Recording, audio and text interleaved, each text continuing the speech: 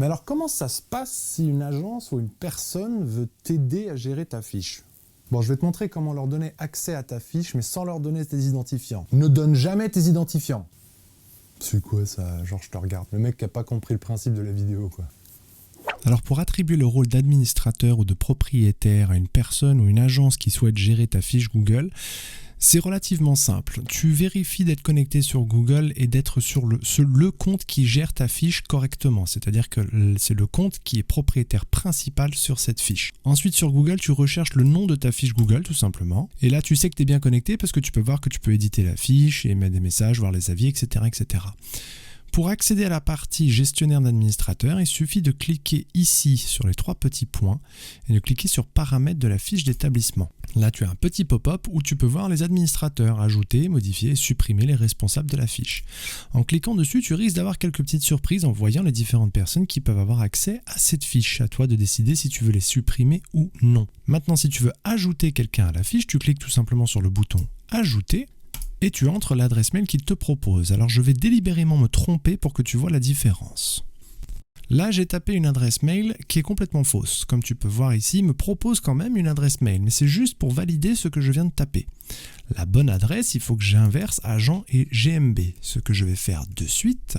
Et là, d'un seul coup, il me propose 2 adresses mail. Et c'est exactement ce que nous voulons. Nous voulons voir apparaître ce deuxième ici, qui est en fait le compte Google en question. Donc on va cliquer sur ça et on décide si on veut le mettre propriétaire ou administrateur. Que ce soit une personne individuelle ou une entreprise, tu le mets en tant qu'administrateur. Parce que comme tu vois, la grosse différence, c'est que le propriétaire peut effectuer des modifications et ajouter des administrateurs et transférer la propriété de la fiche dans la recherche et sur Maps, ce qui n'est pas du tout ce que tu veux. Par contre, tu veux un administrateur qui peut modifier la fiche de l'établissement dans la recherche Google et sur Maps, et ça suffit amplement. Tu cliques sur le bouton « Inviter », la personne en question va recevoir un mail.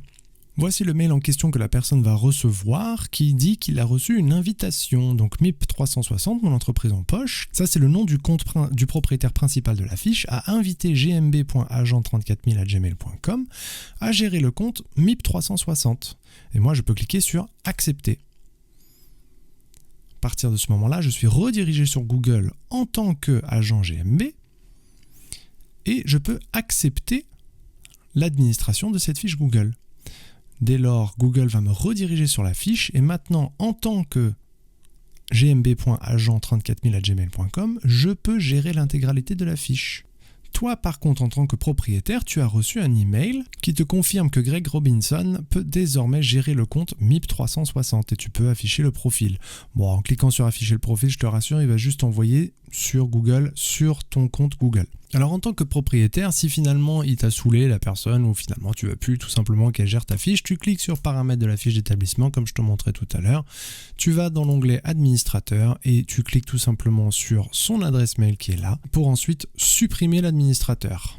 Paf, voilà, c'est fait. Le responsable a été retiré. Et lui, ce qu'il va recevoir comme mail, c'est un truc comme ça qui lui informe tout gentiment que il peut plus gérer le compte de l'entreprise en question. Voilà, alors le gestionnaire n'a accès qu'à certaines informations, l'administrateur il peut tout faire, mais toi en tant que propriétaire, tu peux les virer comme tu veux. Ça c'est bon ça.